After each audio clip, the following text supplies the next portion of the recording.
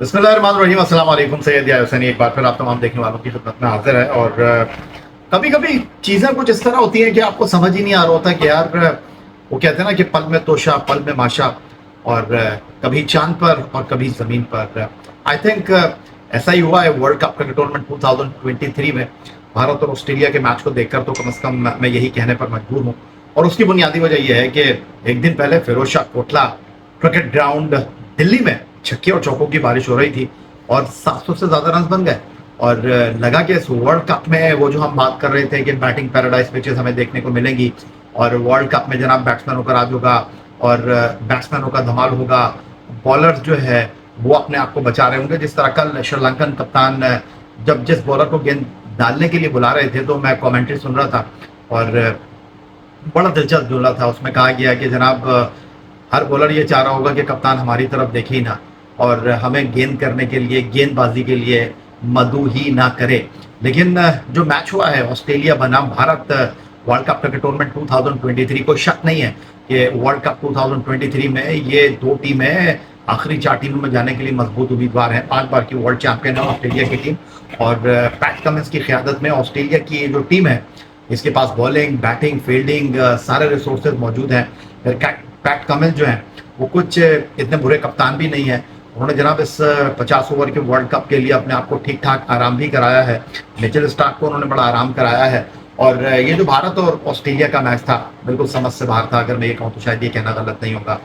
Toss से लेकर भारत की जीत तक जनाब बिल्कुल नहीं लगा कि ये वर्ल्ड कप 2023 का मैच है। और ये इसलिए मैं बात कर रहा हूँ कि एक ऐसी पिच पर ये मुकाबला हो रहा था जहाँ पर बिल्कुल वो जो रिवायती ट्रेडिशनल पिचेस हम बात करते हैं ना कि भारत की हुआ करती हैं वैसी ही पिच देखने को मिली। लेकिन फिर सवाल ये है कि पैट कमिंस टॉस जीतकर पहले बल्लेबाजी करने के लिए क्यों चले गए अगर उनको पता था कि पिच के ऊपर जनाब उनके बैट्समैनों के लिए कुछ है नहीं। फिर सवाल ये भी है कि जनाब उन्होंने अपनी लाइनअप में स्पिनर्स का इजाफा क्यों नहीं किया। ये बहुत सारे सवाल हैं जिनके जवाब हम तलाश करें या ना करें। बहरहाल भारत की क्रिकेट टीम ने पॉइंट्स टेबल पर अपनी कामयाबी के साथ शुरुआत कर डाली है और आई डोंट थिंक सो कि ऑस्ट्रेलिया को इस नाकामी से फ़र्क पड़ना है क्योंकि उन्होंने भारत की टीम को एंगेज करके रखा। भारत की टीम को बहुत जल्दी स्कोर मुकम्मल नहीं करने दिया तो उनके पास इस टूर्नामेंट में बहुत कुछ मौजूद है। या तो भारत जीतता या ऑस्ट्रेलिया जीतता। लेकिन ऑस्ट्रेलिया ऐसे हार जाएगा ये शायद मैंने सोचा नहीं था। और ऑस्ट्रेलिया का जो बेस्ट टाइम था वो ये था कि जब भारत की टीम बल्लेबाजी करने के लिए आई थी और टॉप 4 में से जो 3 बैट्समैन थे वो अंडर 10 पवेलियन लौट गए थे। वहां लगा कि जी ऑस्ट्रेलिया की टीम तो कमाल कर सकती है। लेकिन एडम ज़ैम्पा जो है वो उस तरह बॉल नहीं डाल सके जिस तरह उनसे उम्मीद की जा रही थी। और इस वक्त अगर हम बात करते हैं तो टॉप क्लास स्पिनर्स में एडम ज़ैम्पा का शुमार होता है।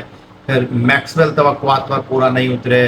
कैमरून ग्रीन कुछ ऑफ कलर नजर आ रहे हैं और ये वो सारी चीज़ें थी जो ऑस्ट्रेलिया की इस नाकामी का सबब बनी। बाय द वे 2019 में जो ऑस्ट्रेलिया और भारत का मुकाबला हुआ था वर्ल्ड कप में वहाँ तो भारत की टीम ने 300 से ज़्यादा रन स्कोर किए थे। शिखर धवन जो थे वो सेंचुरी स्कोर करने में कामयाब हुए थे। 35 या 36 रन से भारत को मैच जीता था।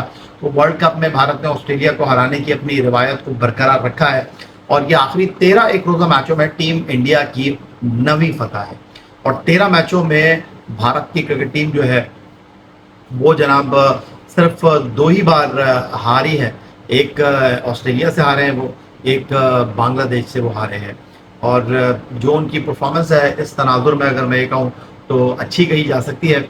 और वर्ल्ड कप से पहले उन्होंने सही मानों में इस मैच में वनडे क्रिकेट में पीक किया है। अगर मैं शायद ये कहूँ तो शायद ये कहना गलत नहीं होगा। मैच की तरफ अगर हम आ जाते हैं तो जनाब मुकम्मल तौर पर भारत के स्पिनर्स ने इस पिच के ऊपर जहाँ पर लग रहा था कि बॉल जो है वो फंस कर आ रहा है।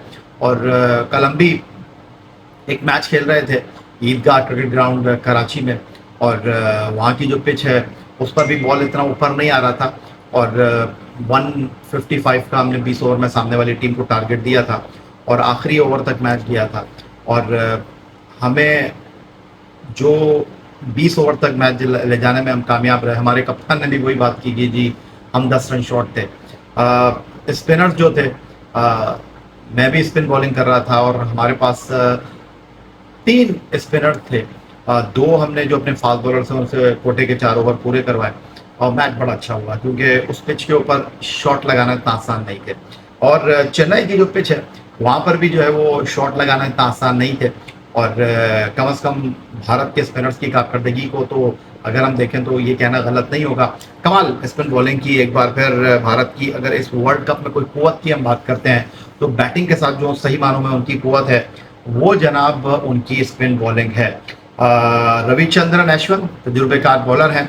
अक्षर पटेल आउट हुए, वो टीम में आए हैं। 10 ओवर 1 मिनट 34 रन, एक खिलाड़ी को उन्होंने आउट किया। फिर कुलदीप यादव ने 10 ओवर में 42 रन देकर 2 विकेटें ली अपनी ही गेंद पर। एक बड़ा अच्छा उन्होंने कॉटन बोल्ड भी किया।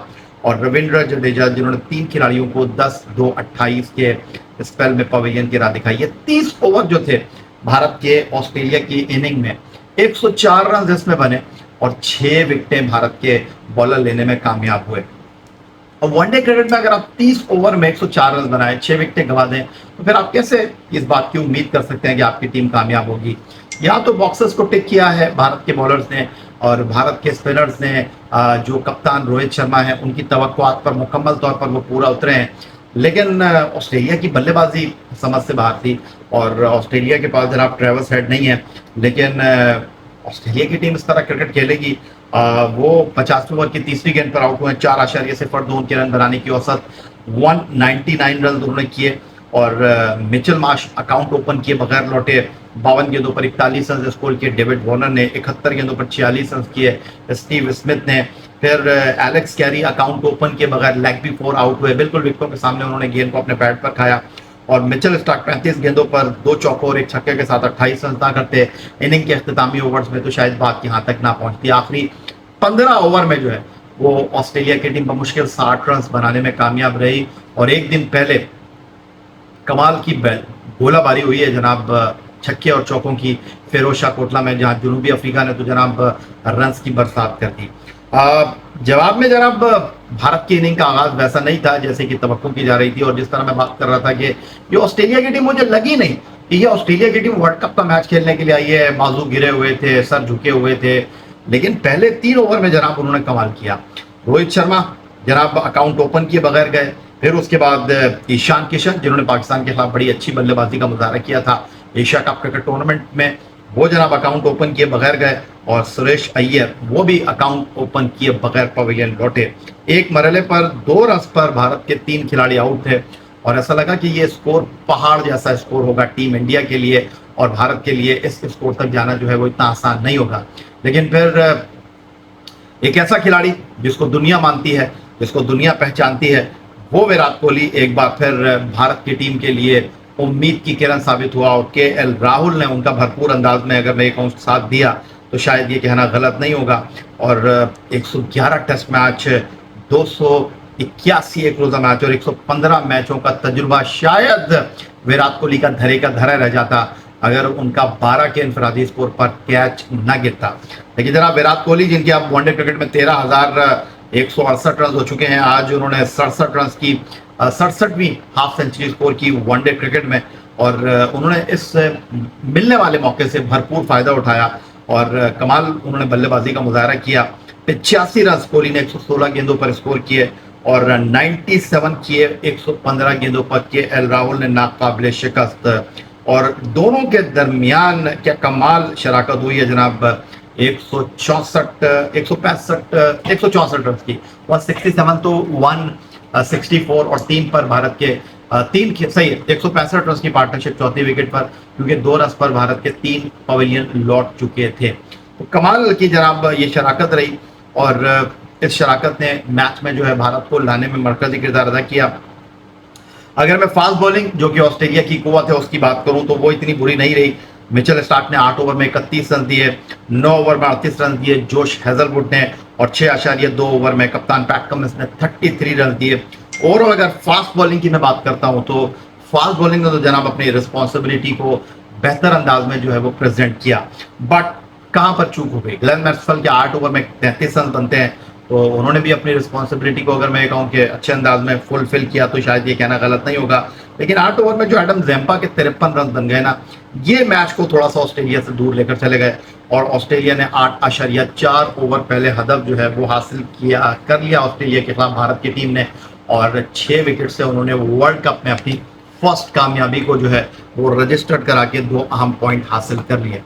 लेकिन अगर आपको याद हो, पाकिस्तान क्रिकेट बोर्ड जो है उसने अपना जो शेड्यूल है वर्ल्ड कप का, उस पर थोड़े से कंसर्न शो किए थे कि जो भारत का मैच अफगानिस्तान के साथ है वो चेन्नई में ही है, और चेन्नई की इस पिच के ऊपर जो है वो जनाब मैं कह सकता हूँ कि पाकिस्तान टीम को क्या प्रॉब्लम हो सकती है वर्ल्ड कप क्रिकेट टूर्नामेंट में। और वर्ल्ड कप क्रिकेट टूर्नामेंट में चूंकि भारत के पास अच्छे स्पिनर हैं, तो अफगानिस्तान के पास भी बुरे स्पिनर्स नहीं हैं। तो अब पाकिस्तान क्रिकेट बोर्ड का जो कंसर्न है वो जनाब लोग डिस्कस करने लग गए हैं कि जनाब पाकिस्तान क्रिकेट बोर्ड तो सही बात कर रहा था। पाकिस्तान क्रिकेट बोर्ड ने जो है वो इस मैच के हवाले से बात की है कि जनाब सारा एडवांटेज जो है वो हो सकता है पाकिस्तान के खिलाफ अफगानिस्तान की टीम को। बट यार पाकिस्तान की टीम दुनिया की टॉप 5 टीमों में शुमार होती है। अफगानिस्तान की टीम को जिस तरह रगड़ कर रख दिया बांग्लादेश की टीम ने, शाकिब उल हसन ने जो कप्तानी की है, तो मेरा ख्याल है घबराने की जरूरत नहीं है पाकिस्तान को।